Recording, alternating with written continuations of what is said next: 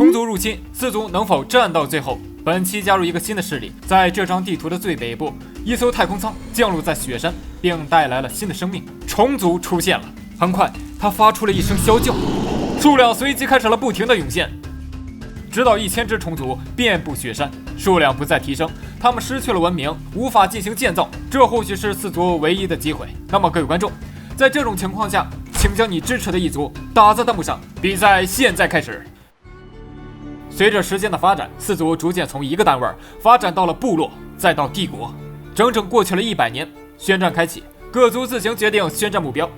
在116年，兽人制定了走出荒原的计划，发现矮人文明后，立刻向他们进行了宣战。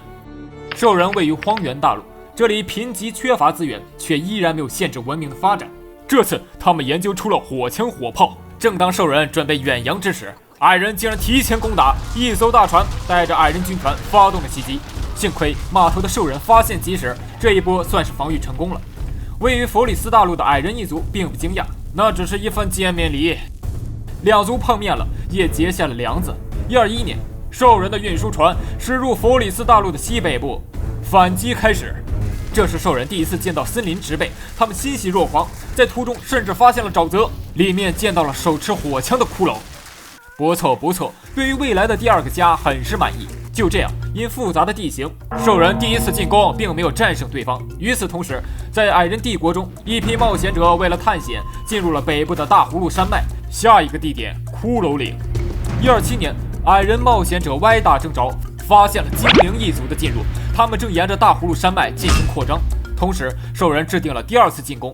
为了避免迷路，他们跟踪矮人士兵，以此获得进入主城的途径。不过显然跟丢了，只能寄希望于北部安寨扎营的同事发现他们了。很快，兽人与矮人停战了，因为精灵宣战了他们。看来佛里斯大陆的入侵者开始相互竞争了。148年，兽人建立的营地正在进行抵抗，精灵没有成功，兽人追赶进入敌方领地。趁此空缺，另一条路上的精灵第2校队出马了。这一次彻底摧毁了兽人营地。随着精灵两族的大战，人类也在不知不觉中首个突破了1000人口大关。这一天，库德森林正在进行一场冰钓活动。一名眼尖的人类突然发现了河对面存在移动的紫色物体，于是他决定向政府报告。很快，人类政府修建了一座大桥，因为对面从来没有踏足过。也就是此刻，人类文明与虫族连接了。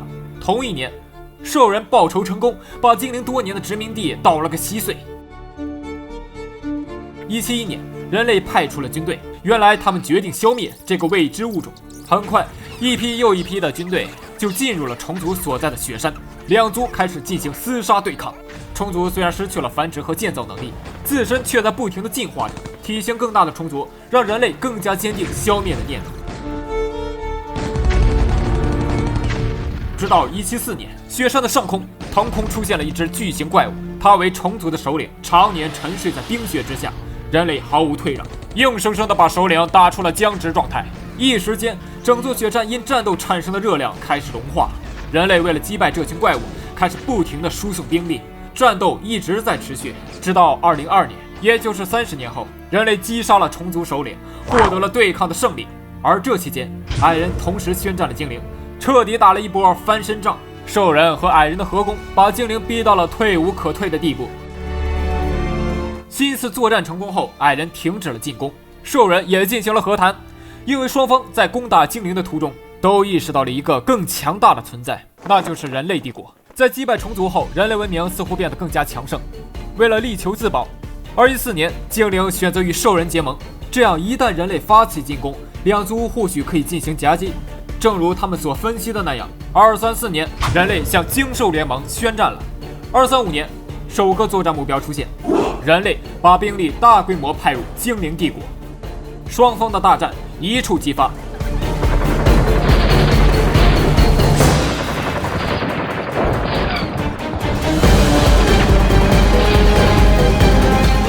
240年，矮人加入大战，不过他们站在了人类这边，围绕着兽人的荒原大陆采取登陆作战。268年，精兽联盟的人口因为人矮两族呈直线下滑，直到306年战争暂时结束，精兽联盟仅剩800家人口。而这时，矮人鼓足勇气宣战了人类帝国。矮人一边攻打人类，一边占据荒原大陆，补充人口。在这样的维持下，人类的战线撑不住了。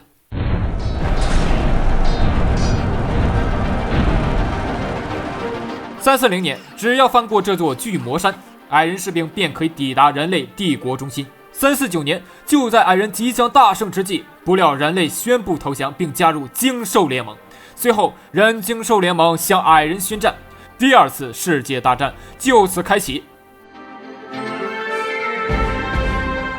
410年，在三族同盟的压力下，矮人硬生生地击败了其中成员精灵一族，不过自身也再无反击之力。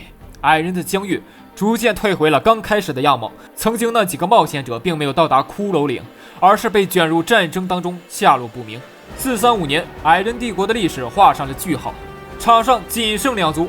507年，人类宣战兽人，谁将获胜？让我们进入终局一战。